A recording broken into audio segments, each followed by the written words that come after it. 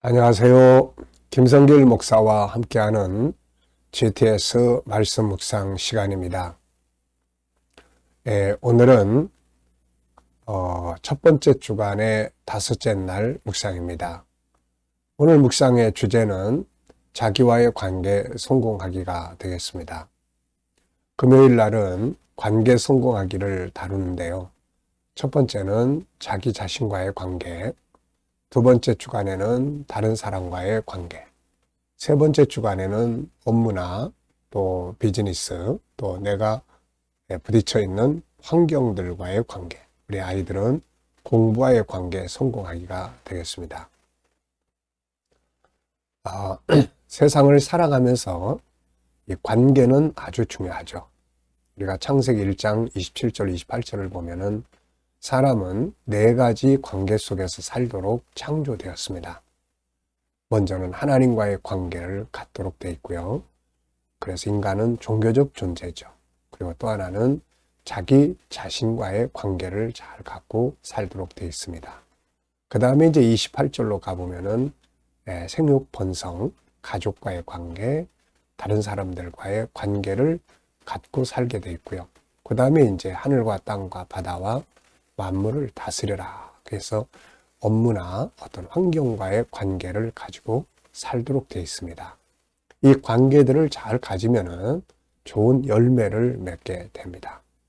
이 좋은 열매를 이제 나누고 또 함께 할 때에 행복한 삶. 창세기 1장 31절 여호와 보시기에 좋은 삶이 이루어지게 되는 거죠. 자, 오늘은 자기 자신과의 관계 성공하기. 이렇게 상담을 하고 또 사람들과의 자기 개발이나 마음 아픈 사람들과 상담을 하다 보면은 자기 자신과의 관계에 대해서 잘 모르는 분들도 많고 또 관계가 안 좋은 분들도 많습니다. 그래서 자기를 학대하거나 자기를 바보 취급하거나 자기를 멸시하는 경우도 많이 있습니다. 살아가는 데 있어서 가장 중요한 관계는 바로 나 자신과의 관계입니다. 내가 나를 소중히 여기고 존중하고 내가 나를 잘 개발하고 잘 관리하고 그래서 자기와의 관계를 잘 가져야 세상을 승리할 수 있죠. 네, 결국 인생을 살아가는 것은 다른 사람이 내 인생을 살아주는 게 아니고 내가 내 인생을 살아가기 때문에 그렇습니다.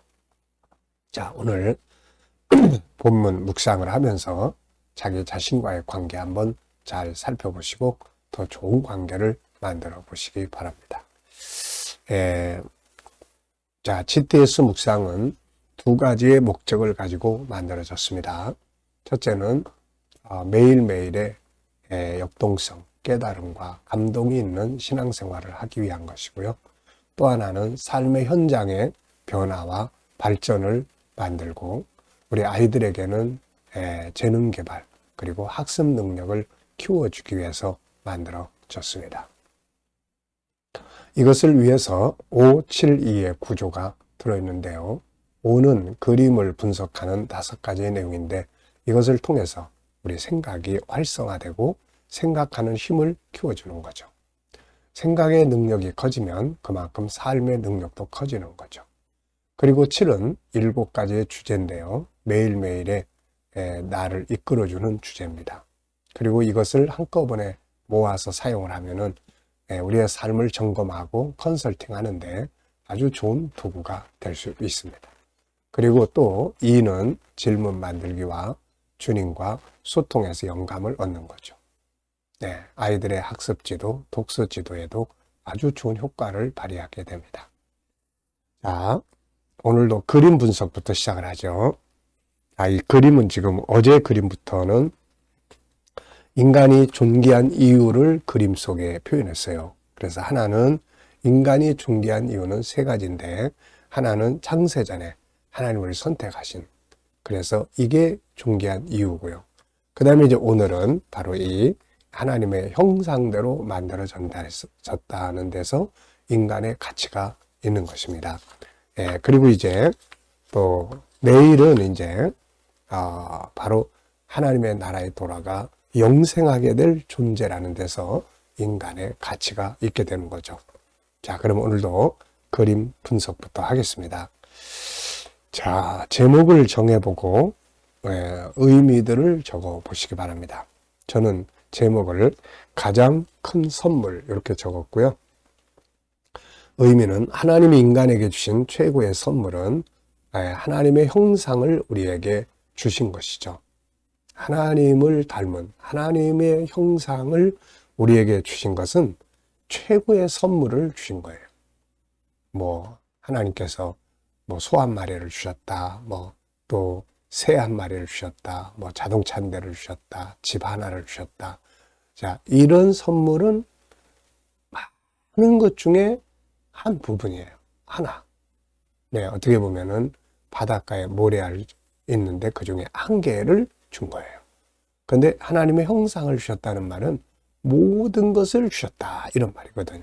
그러니까 얼마나 이게 큰 선물이고 위대한 축복입니까, 이게. 네. 하나님의 형상은 인간이 가지고 있는 최고의 보물이에요. 인간이 존귀한 것은 인간이 동물처럼 흙으로만 되어 있는 게 아니라 하나님을 닮은 하나님의 형상, 이 영을 가지고 있다는 데서 인간은 가장 뛰어난 존재가 됩니다. 분석해 보겠습니다. 우선 눈에 보이는 것은 하나님의 손, 그리고 빛이 쫙 비치고요. 사람의 모습, 그리고 흙덩어리들, 그리고 하늘, 구름이 보입니다. 자, 보이지 않는 부분은 사람의 재질, 인간의 구조, 인간의 재질은, 재료는 뭘로 만들어졌을까? 네, 두 가지로 이루어졌죠. 하나는 흙으로 된 육체, 하나는 하나님을 닮은 영혼.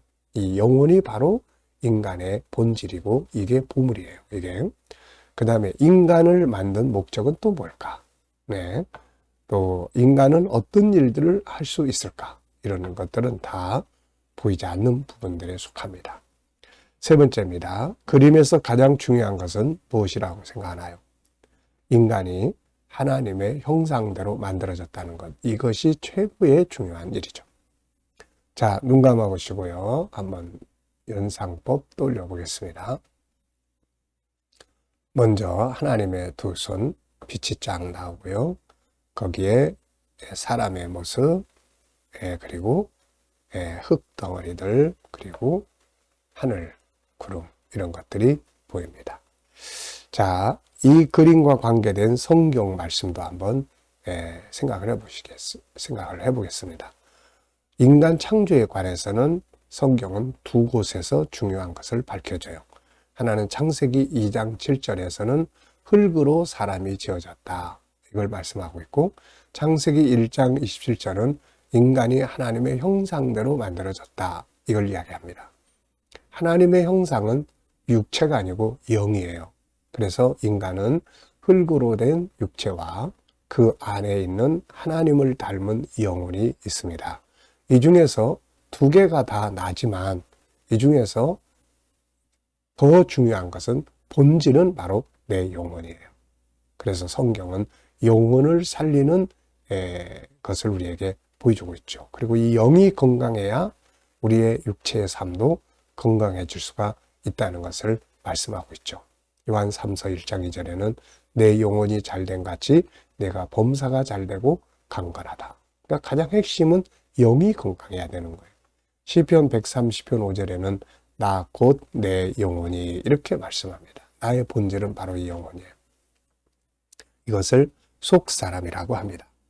자, 이사야 43장에는 너는 보배롭고 존귀하다. 인간은 하나님을 닮은 자이기 때문에 보배롭고 존귀한 자예요. 마태복음 16장 26절에도 예수님께서도 한 사람의 생명이 온 천하보다 귀하다, 이렇게 말씀을 하고 있습니다. 자, 또 상상력 키우기입니다. 이 그림을 가운데 두고요. 자, 앞에는 어떤 그림을 그리면 좋을까요? 저는 시편 139편 13절로 18절, 하나님의 선택하시는 그림, 어제 그림이 앞에 딱 있으면 좋아요. 다음 그림은 이제 내일의 그림이 또 뒤에 딱 있으면 좋습니다. 바로 천국에서 영생하는 그림이에요. 인간은 이 땅에서 살다 죽어 끝나는 게 아니라 하나님의 나라에서 영원히 살도록 만들어진 거죠. 여기에 인간의 가치가 있습니다. 자, 우리의 선택. 하나님의 형상대로 창조, 그 다음에 하나님 나라에서의 영생, 요게 인간의 가치 있는 아주 중요한 부분들이죠. 자, 미래를 어떻게 살고 싶은가요? 그렇다면 지금 무엇을 해야 할까요? 오늘도 미래에 대한 비전 한번 생각해 보시고요.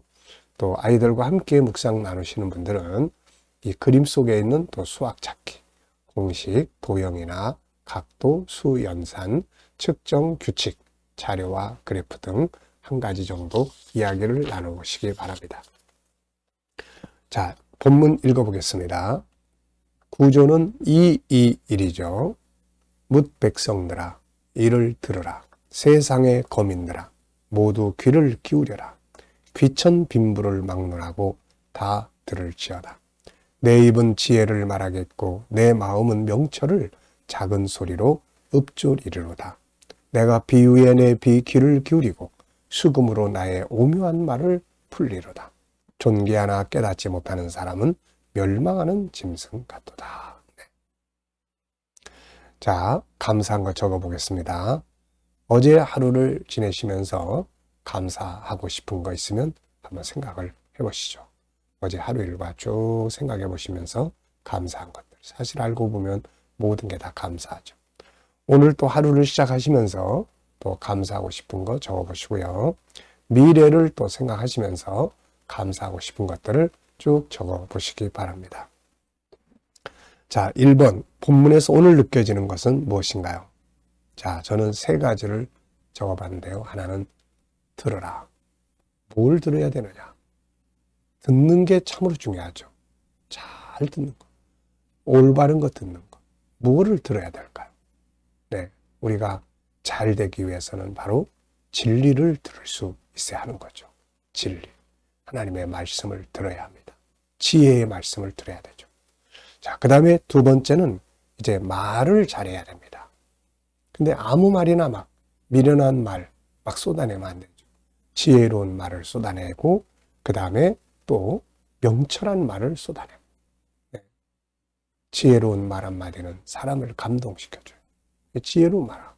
그 다음에 3번째는 이제 깨달음을 가져야 돼요. 깨닫는 자가 돼야 됩니다. 옳고 그름을 깨달아야 되고 더 나은 방법을 깨달아야 되고 그리고 참된 것을 깨달아야 되고 특별히 우리가 깨달아야 될 것. 여기서는 인간, 내가 누구냐, 내가 어떤 존재인가를 깨달아야 되는 거예요. 특히 인간의 존귀함을 깨달을 수 있어야 한다는 것을 보여주고 있습니다.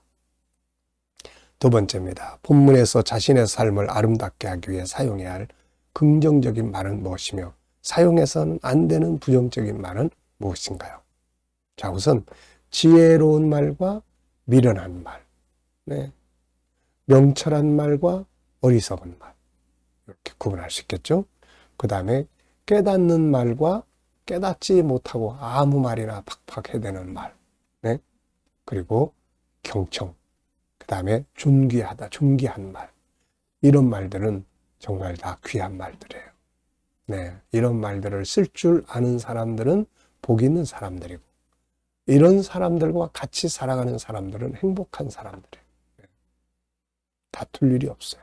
감동받을 일이 많습니다.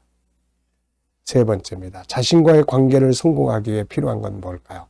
자, 그 옆에 페이지 보면 자기와의 관계를 잘 가질 수 있도록 하기 위해서 몇 가지 정리하는 게 있어요. 나 알기, 내가 누군지 5-14, 하나님의 형상 속에 들어있는 성품 잘 아는 거, 그 다음에 인간을 이해하는 거, 이게 감정의 변화의 과정이에요. 그 다음에 자기 존중을 위해 15가지 방법, 그 다음에 자기 개발을 위해서 장점 찾아 전문가 되는 거예요.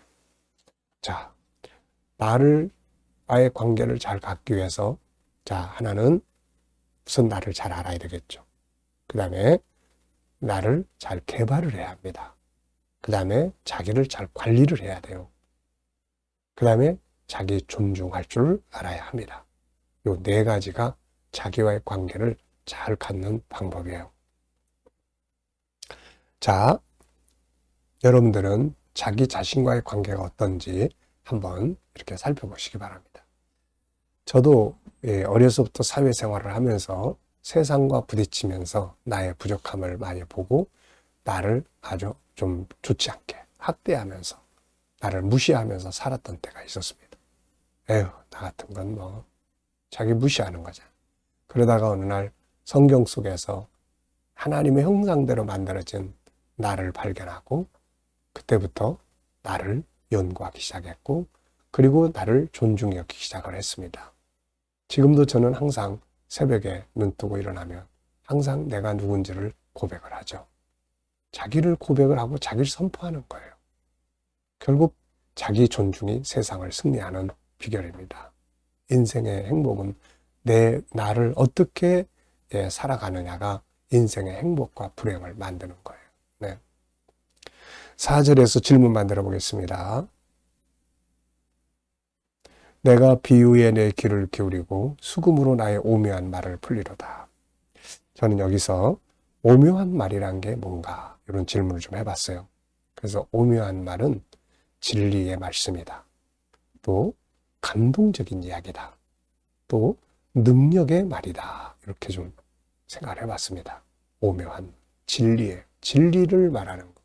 그 다음에 이 감동을 주는, 사람을 치료하고 감동을 주는 말은 신비로운 말이잖아요.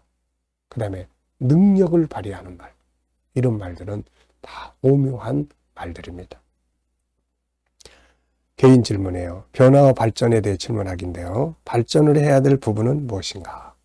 네, 저는 발전해야 될 거. 하나는 영적으로는 더 주님과 깊은 영성을 갖는 거고 현실적으로는 GTS 전문가.